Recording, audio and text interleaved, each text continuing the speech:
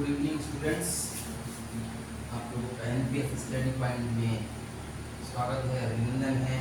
आज हम लोग सीजी व्यापम जो एमएससी नर्सिंग एंट्रेंस का एग्ज़ाम होने वाला है 14 तारीख को, उसके विषय में मल्टीपल चॉइस क्वेश्चन के कुछ पॉइंट्स रिव्यू करेंगे। उस पॉइंट्स को हम लोग क्या है मल्टीपल चॉइस क्वेश्चन को शॉर्ट रिव्यू में करने की कोशिश करेंगे और 14 तारीख को एग्ज़ाम है, उसकी दृष्टि से उस एग्ज़ाम की दृष्टि से हम लोग प्रिपरेशन करते हैं। तो और आप लोगों को मैं और बताना चाहूँगा कि आप लोगों के लिए एनपीएस स्टडी पॉइंट जो डिजिटल प्लेटफॉर्म है, टोटली जो डिजिटल प्लेटफॉर्म है, उस डिजिटल प्लेटफॉर्म के थ्रू क्या CG Vyapam staff nurse, RRB staff nurse, ASI, AIIMS, non set subjective जो सब्जेक्ट्स के सेमेस्टर सिस्टम है, ईयरली सिस्टम है, सबकी क्या है online classes NPS study point के में अवेलेबल है। आप लोग रजिस्ट्रेशन करा सकते हैं, एनरोल हो सकते हैं। तो और हमारे यूट्यूब चैनल में भी हमारे जो वीडियोज़ हैं वो टोटली फ्री आप लोगों के लिए उपलब्ध रहता है। तो आप लोग हमारे यूट्यूब चैनल को सब्सक्राइब कर सकते हैं। हमारे यूट्यूब चैनल जो उसमें लिखा हुआ है उसको आप लोग नोट कर सकते हैं। हमारे यूट्यूब चैनल को गूगल में सर्च कर सकते हैं और वहाँ से उसको सब्सक्राइब करके बेल आइकन को दबा देंगे ताकि आपको जो रेगुलर वीडियोस जो हैं एप्लीकेशंस के वो आपको उपलब्ध होते रहे। सो स्टूडेंट्स आगे बढ़ते हैं हम लोग। आज हम लोग जो है कम्युनिटी हेल्थ नर्सिंग के सम इम्पोर्टेंट जो क्वेश्चंस हैं उन पर चर्चा करेंगे, उनको देखेंगे मल्टीपल चॉइस क्वेश्चंस को। तो सबसे पहले कम्युनिटी हेल्थ नर्सिंग में हेल्थ एंड डिसीज से रिलेटेड तो कितने कौन कौन से क्वेश्चंस आते हैं, उन क्वेश्चंस के बारे में हम लोग चर्चा करेंगे, उन क्वेश्चंस को देखेंगे हम लोग स्टूडेंट्स। तो सबसे पहले हम लोग आगे देखो फर्स्ट क्वेश्चन देखते हैं स्टूडेंट्स। फर्स्ट क्वेश्चन है स्टूडेंट्स, आपको लोगों को रीड करते हैं। Quality and quantity of an individuals, quality and quantity of an individuals interpersonal life and extent of involvement with the continuity is known as. क्या question क्या है students? Quality and quantity of an individuals interpersonal life and extent of involvement with the continuity is known as।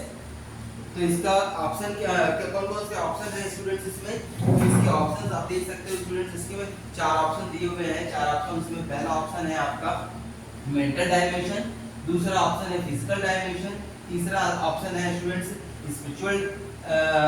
देखो पहला mental dimension of health, दूसरा physical dimension of health, तीसरा spiritual dimension of health और fourth option है social dimension of health. अब आप इसमें बताएं, कमेंट करके बता सकते हैं, यूट्यूब में लाइव क्लासेस में भी आप बता सकते हैं कि कौन सा ऑप्शन है सिलेक्ट है, ठीक है। तो हम इसका एक्सप्लेनेशन देखते हैं स्टूडेंट्स। इसका एक्सप्लेनेशन देखिए स्टूडेंट्स, आप लोग इसका एक्सप्लेनेशन देख सकते हैं। हेल्थ का डेफिनेशन क्या होता है? तो a state of complete physical, mental and social wellbeing and non merely the absence of disease and infirmity. इससे तो उसका ऑप्शन सेलेक्ट नहीं हो रहा है। दूसरा है डायमेंशन ऑफ हेल्थ देखते हैं। These are the domains used to assess the health of the individual। Individuals के हेल्थ को कैसे असेस कर सकते हैं डायमेंशंस में। थर्ड है a person must be mentally, physically, spiritually healthy। अगर person mentally healthy, physically spiritually healthy है उसमें भी ये नहीं मिल रहा है। एक्सप्लेनेशन देखिए स्टूडेंट्स। मेंटल डायमेंशन क्या होता है जो ऑप्शन में था? State of mental health. Physical dimension क्या होता है students? a well-being state of body। और spiritual dimension क्या होता है students? attainment of an overall sense of health, well-being and quality of life, belief and values that given meaning and purpose to the your life। और social dimension क्या होता है students? an interdisciplinary program or approach that combines the faculties of social science, humanities, education and human and social development।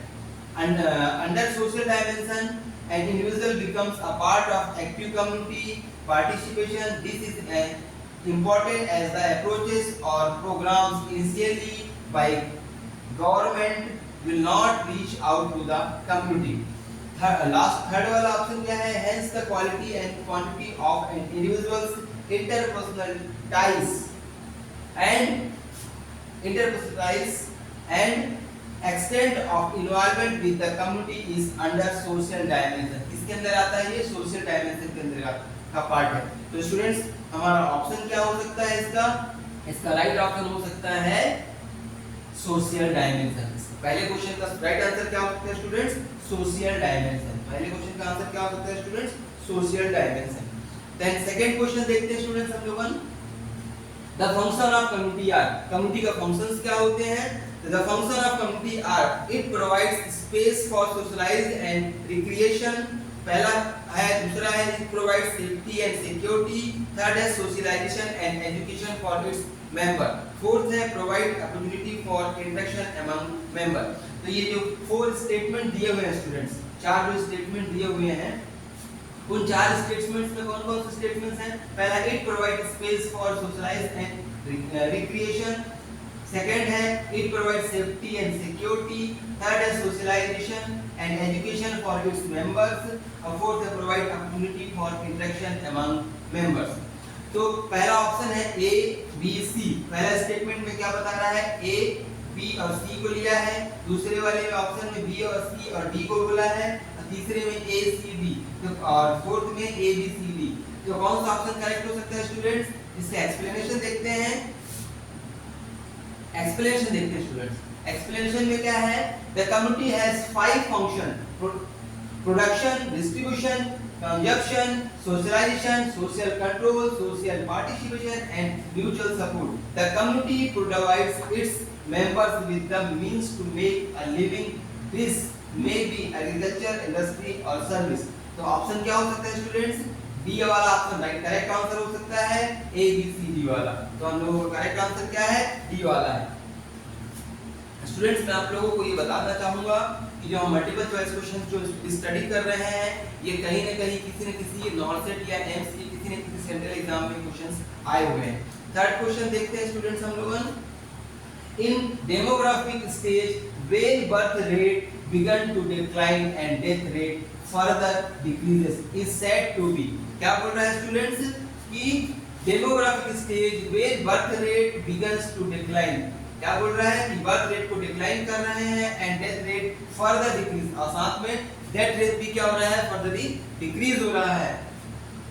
इस set उसको क्या बोला जाता है? तो पहला है हाई सैनिटरी स्टेज बोला जाता है, दूसरा है अर्ली एक्सपेंशन स्टेज बोला जाता है, तीसरा लेट एक्सपेंशन स्टेज बोला जाता है, और चौथा क्या है? लो सैनिटरी स्टेज बोला जा रहा है। तो हम इसका एक्सप्लेनेशन देखते हैं स्टूडेंट्स। इसका एक्सप्लेनेशन है according to history of world population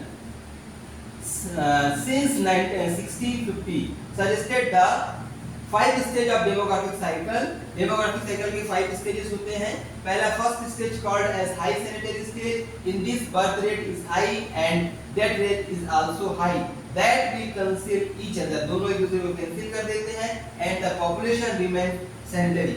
तो पॉपुलेशन क्या है? इक्वल हो जा रहा है, सैनिटरी हो जाता है, साफ हो जाता है। सेकंड है stage is also called early expanding stage. In this the death rate begins to decline and birth rate remains same, birth rate same रहता है, death rate को decline कर देते हैं, जिसको बोलते हैं लोग early expanding stage. Third stage also called as late expanding stage. In this the death rate decrease still further and birth rate display as fall. Fourth stage is also called as low sanitary stage. In this the birth rate is low and death rate is also low. This result population becomes sanitary.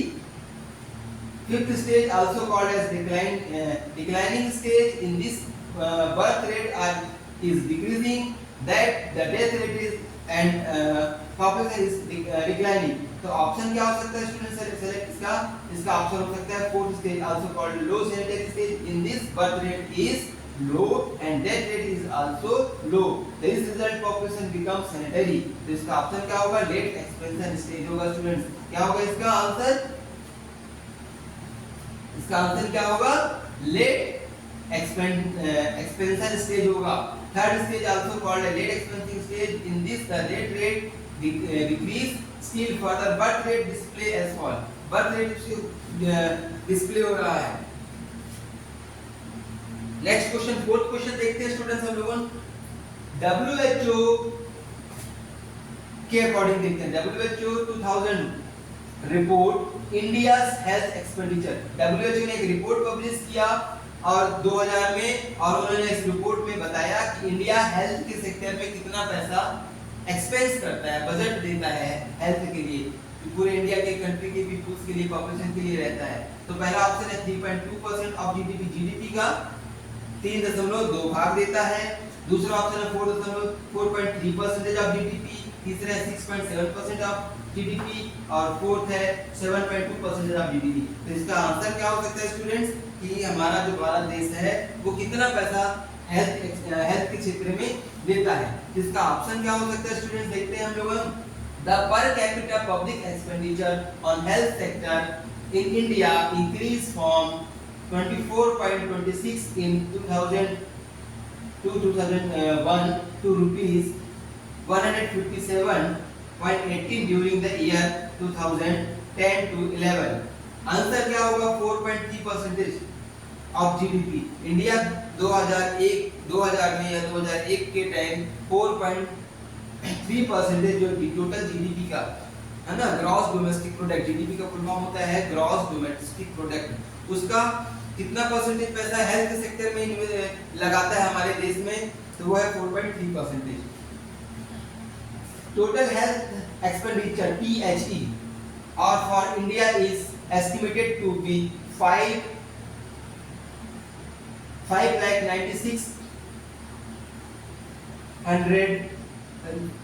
5,96,440 crore या 3.2% of GDP. या and उसको increase करके कितना कर दिया है, उसको increase करके कर दिया पर कैपिटा इनकम। अगर हम बात करें पर पर्सन, इंडियन की पर्सन की, व्यक्ति की कैपिटा इनकम की बात करें तो वो है कितना 4,470 पर कैपिटा इनकम है ये इंडिया की एक पर्सन की। नेक्स्ट क्वेश्चन देखते हैं स्टूडेंट्स हम लोग। Father of Indian surgery, father of Indian surgery किसे कहा जाता है, तो father of Indian surgery Dhanvantari को बोला जाता है, चरक को बोला जाता है, सुश्रुत को बोला जाता है या एट्रिया को बोला जाता है। तो फादर ऑफ जो सर्जरी है स्टूडेंट्स वो बोला जाता है, किसको बोला जाता है, सुश्रुत को बोला जाता है। धनवंतरी एक दवाखाना थी, एक वैद्य का दुकान था, ठीक है। चरक भी था, लेकिन सुश्रुत को फादर ऑफ क्या बोला जाता है, इंडियन सर्जरी बोला जाता है। ये देख सकते हैं आप students, Sushruta father of surgery, जो एक इलाज करते हुए क्या है उनका इमेज दिखाया गया है कि वो इलाज कैसे करते थे, सर्जरी कैसे करते थे। देन नेक्स्ट क्वेश्चन देखते हैं स्टूडेंट्स, 6th क्वेश्चन, 6वां क्वेश्चन है entomology is the science that study. Entomology में साइंस का क्या स्टडी किया जाता है, तो बिहेवियर ऑफ ह्यूमन बीइंग्स को स्टडी किया जाता है कि इंसेक्ट को स्टडी किया जाता है, बिहेवियर ऑफ प्लांट्स को स्टडी किया जाता है या फॉर्मेशन ऑफ रॉक्स को स्टडी किया जाता है। तो entomology is the science that study the insect. किसका स्टडी किया जाता है, इसमें इंसेक्ट का स्टडी किया जाता है। Entomology the branch of zoology concern with the study of insect, zoology का ब्रांच है और इसमें किसका, इंसेक्ट का स्टडी किया जाता है। 7th क्वेश्चन देखते हैं students, headquarter of World Health Organisation situated at. WHO का हेडक्वार्टर कहां है, तो WHO का headquarter New York United State of America में है क्या। दूसरा ऑप्शन है लंदन या इंग्लैंड में है, तीसरा जिनेवा और स्विट्जरलैंड में है या पेरिस एंड फ्रांस में है। तो इसका आंसर क्या है students, Geneva and Switzerland. WHO का हेडक्वार्टर कहां है, जिनेवा एंड स्विट्जरलैंड में है।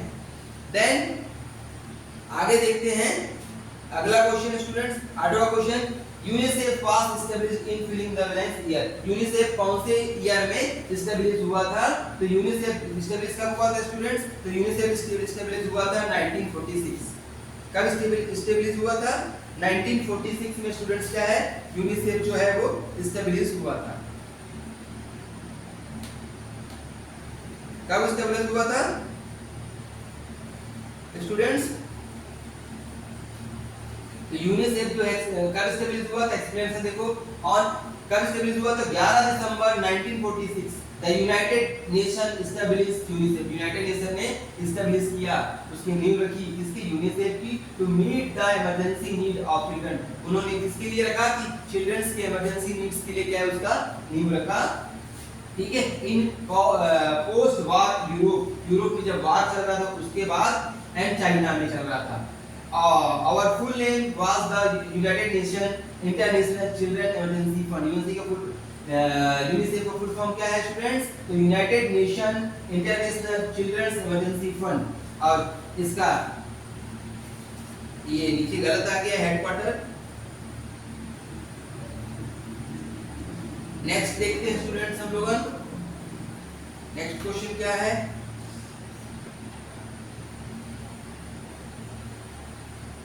नेक्स्ट क्वेश्चन क्या स्टूडेंट्स? नौवां क्वेश्चन देखते हैं।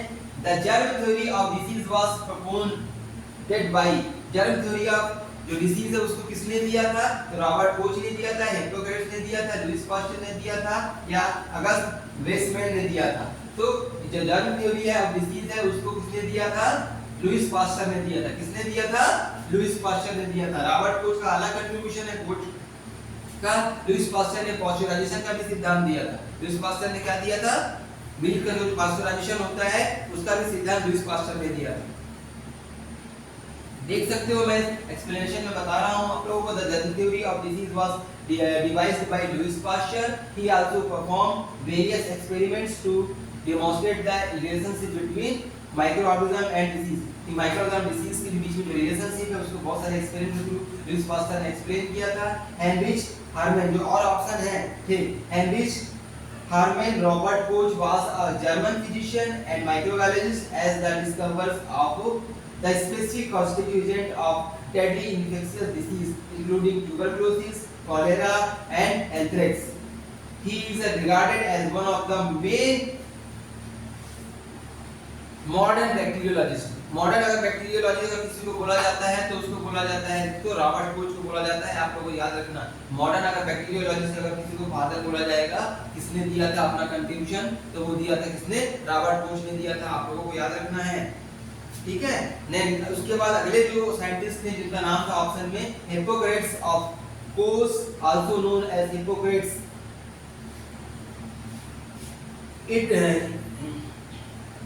Hippocrates was a Greek physician and philosopher of the classical period who is considered one of the most outstanding figure in the history of medicine. उनका main योगदान किसमें था? मेडिसिन के field में था। किसका? हिप्पोक्रेट्स का। इसलिए उनको हिप्पोक्रेट्स को स्टूडेंट्स फादर ऑफ मेडिसिन भी बोला जाता है। मॉडर्न फादर ऑफ मेडिसिन अगर किसी को बोला जाता है तो किसको बोला जाता है? हिप्पोक्रेट्स को बोला जाता है। देन अगला है अगस्त फ्रेडरिच लियोपोल्ड विस्मैन, 17 जनवरी 1834, 5 नवंबर 1940, was a German evolutionary biologist. Fellow German analyst Mayer ranked him as the second most notable evolutionary theorist of 19th century after Charles Darwin के साथ इन्होंने काम किया है। Wasserman became the doctor of Geological Institute and the first professor of geology at Freiburg की जगह में first जो डॉक्टर पीएचडी किए हुए थे वो कौन किया था? अगस्त फ्रेडरिच लियोपोल्ड विस्मैन ने किया था। His main contribution involved germ plasm theory। जो अगस्त फ्रेडरिच था, देखो याद रखना, जर्म थ्योरी किसने दिया था? जर्म थ्योरी लुईस पास्चर ने दिया था, ठीक है।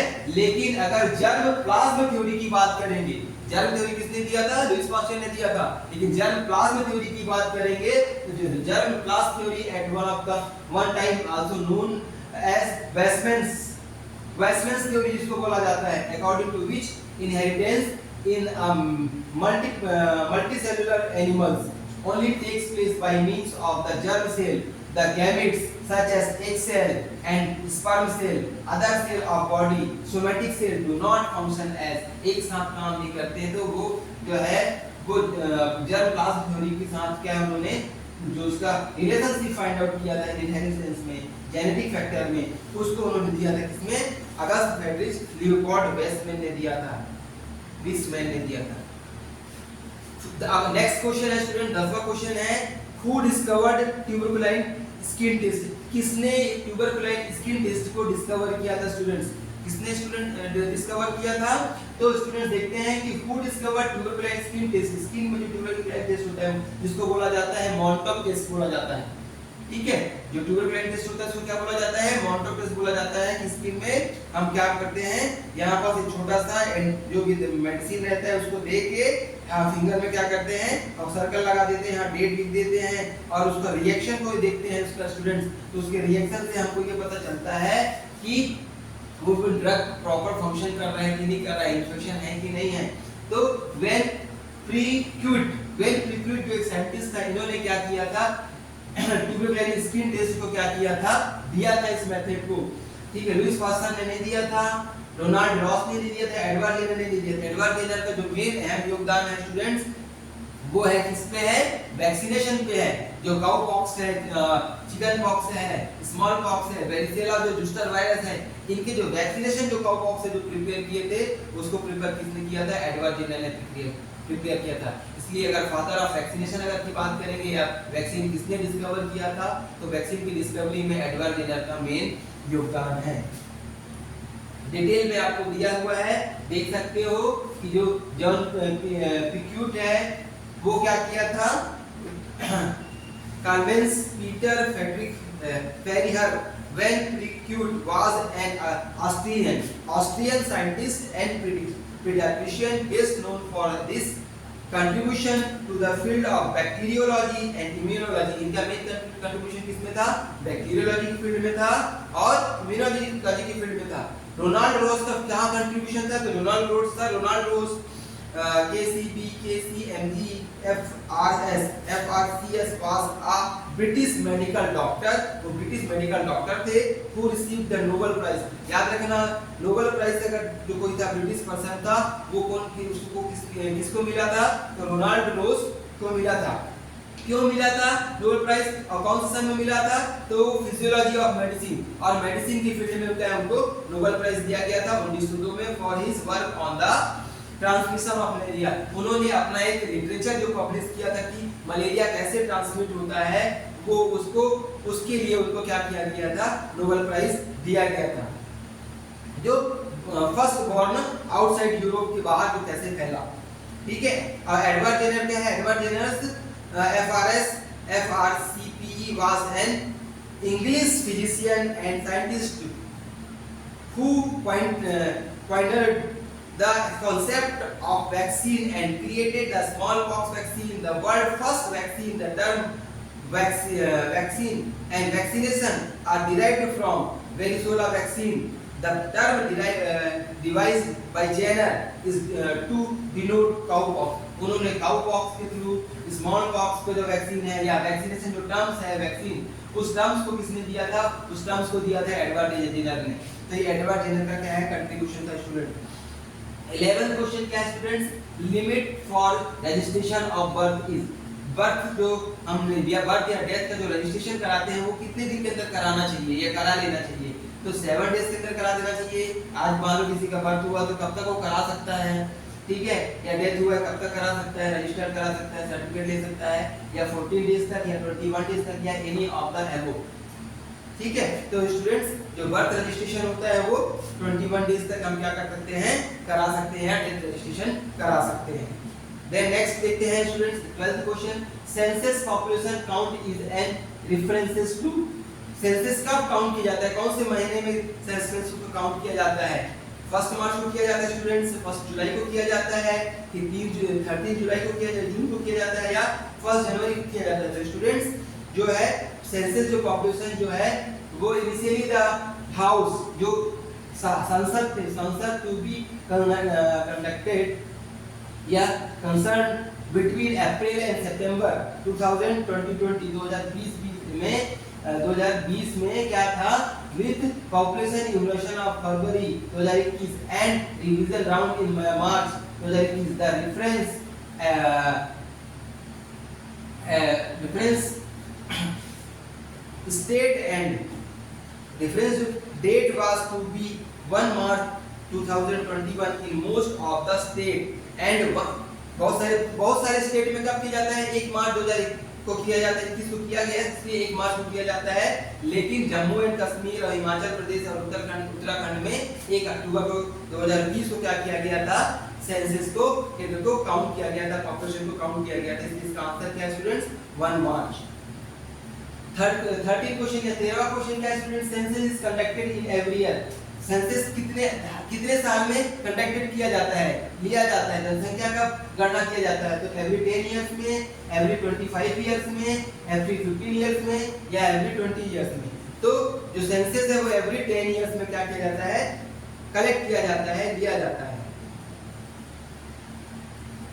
First census in India was done in, India में पहला सेंसस कब किया गया, तो इंडिया में पहला सेंसस किया गया 1861 में किया गया क्या स्टूडेंट्स, दूसरा ऑप्शन है 1877 में, 1881 में, तीसरा चौथा 1891 में। तो स्टूडेंट्स जो इंडिया में पहला जो सेंसस लिया गया वो है ब्रिटिश गवर्नमेंट के टाइम में लिया गया था, 1881 में पहला सेंसस क्या किया गया था, लिया गया था। और the decimal census of India has been conducted 15 times as of 2011 while it has been undertaken every 10 years, every 10 साल में लिया जाता है, beginning in 1872 under Viceroy Lord Mayo. The first complete census was taken in 1881 में पहला census complete किया गया था, लिया गया था। 15वां क्वेश्चन है students, WHO established in the year of, कौन से सन में WHO established हुआ था, तो स्टूडेंट्स WHO 1920 में established हुआ था क्या, 1948 में हुआ था, 1954 में हुआ था या 1960 में हुआ था, तो स्टूडेंट्स WHO established हुआ था 7 अप्रैल 1948 को WHO क्या हुआ था, established हुआ था।